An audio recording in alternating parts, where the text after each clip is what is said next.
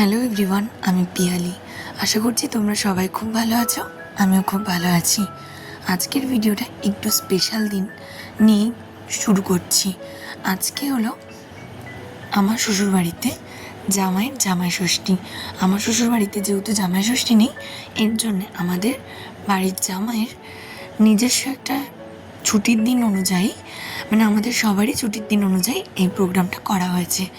তো কী আয়োজন করলাম, কী করলাম, সেগুলোই তোমাদের সাথে শেয়ার করব। আর গলা শুনে বুঝতেই পারছো প্রচণ্ড গলা ব্যথা, গলাটা বসে গেছে, কথা বলতে ভীষণই কষ্ট হচ্ছে। তো বেশি একটা কথা না বলে ভিডিওটা কন্টিনিউ করা যাক। তো প্রথমেই দেখে নিলে 5 রকম ভাজা জন্যে গুছিয়ে নিয়েছি। মাছ গুছিয়ে নিয়েছি, মাটনটাকেও ভালো করে ম্যারিনেট করে রেখেছি, আর মাছটাকেও ভেজে নিলাম।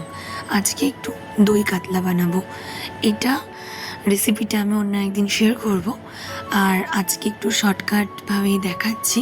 এখানে কিন্তু আমি তোমার কাজু আর হলো পোস্ত আর মৌরি বেটে নিয়েছিলাম। আর এটা কিন্তু আমি টক দই ফেটিয়ে দিয়েছি, একটু গোটা গরম মশলা ফোড়ন দিয়েছি, আর পেঁয়াজটাকে পেস্ট করে দিয়েছি। একসাথে সমস্ত মশলা কষিয়ে নেওয়ার পরে তারপরে পরিমাণ মতো জল দিয়ে দিয়েছিলাম। ভালো করে ফুটে ওঠার পরে মাছগুলো দিয়ে নামানোর আগে ধনিয়া পাতা আর গরম মশলার গুঁড়ো দিয়ে দিয়েছি। আর কোনো দিন আমি দেখাইনি তোমাদেরকে আমাদের কাঠের রান্না করার উনুন। আজ একটু মাটনটা কাঠের উনুনেই করব। কাঠের উনুনে মাটন রান্না করলে স্বাদটাও বেশ ভালো আসে, আর গ্যাসটাও একটু কম পড়ে।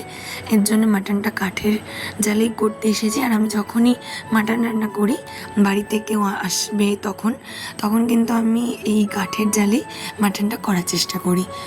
এদিকে রান্না মোটামুটি হয়ে গেছে, 5 রকমের ভাজা। এদিকে একটু সন্ধ্যাবেলা স্ন্যাক্স ভেজে নিচ্ছিলাম, আর একটু দই দিয়ে বাড়িতে লস্যি বানিয়েছিলাম।